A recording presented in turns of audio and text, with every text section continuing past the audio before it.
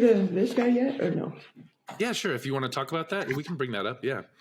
Okay. So this is heat-sensitive photography of a normal brain, which is this one right here. It's all lit up because it's functioning well, and an ADHD brain, which is more blue, not lit up, and not functioning as well. You can see from the outside the extra energy coming from that brain, that healthy brain. That's a lot of energy, whereas there's not so much coming from an ADHD brain. So let me put that a different way. Our brains work with biochemistry, and if the biochemistry can't get to the right place, guess what? It doesn't work very well. And so for kids who are ADD, in other words, inattentive, difficulty sequencing things, get forgetful, those kids for structure is really on step 1, step 2, step 3. If you want to do a simple test on your kid, say, okay, I'm going to tell you 3 things to do, and you have to do them all in an order and right now. And I can't tell you more than once. And just having something simple like, I'd like you to go over there, get a pencil, come over here, put it on the table, hop on your foot 3 times and sit down. That's actually 4 if you include sitting down.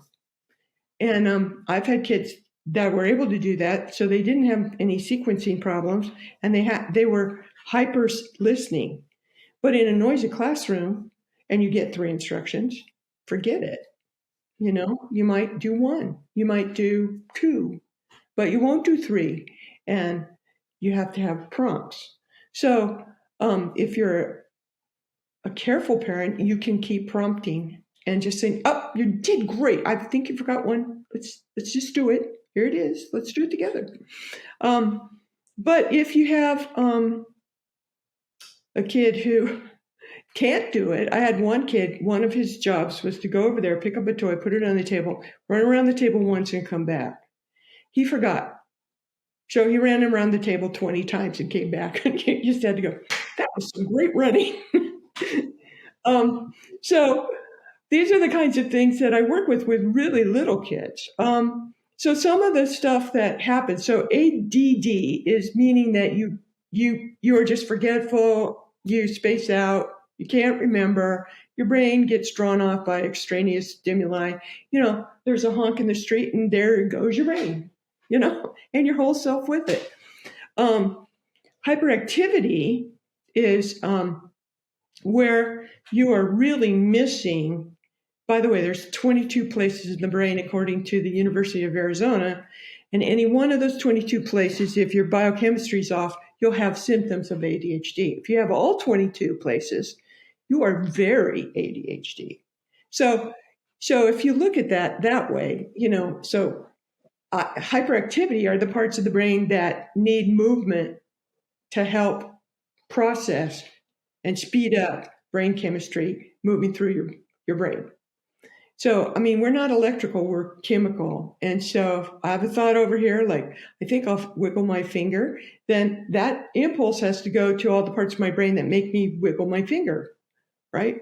So if you did a study of kids with hyperactivity and they're outside playing on the, if you could tip into their brain chemistry over an hour's time, they're playing outside, they're running around, their brain chemistry is probably normal at that time. And then they come in and they have to sit down and be quiet and study and start reading in a quiet room. Boy, talk about a dip in brain chemistry. Huge dip. To the point where one of the doctors I was working with would give activities. It's like, especially to young ADHD college students, if you really want to understand your textbook, I'd like you to read it while you're on a stationary bike. Because then you're moving, which keeps your brain going, which keeps you inhaling information and being able to handle it. Stuff like that. And then there's a third part of ADHD, which is impulsivity.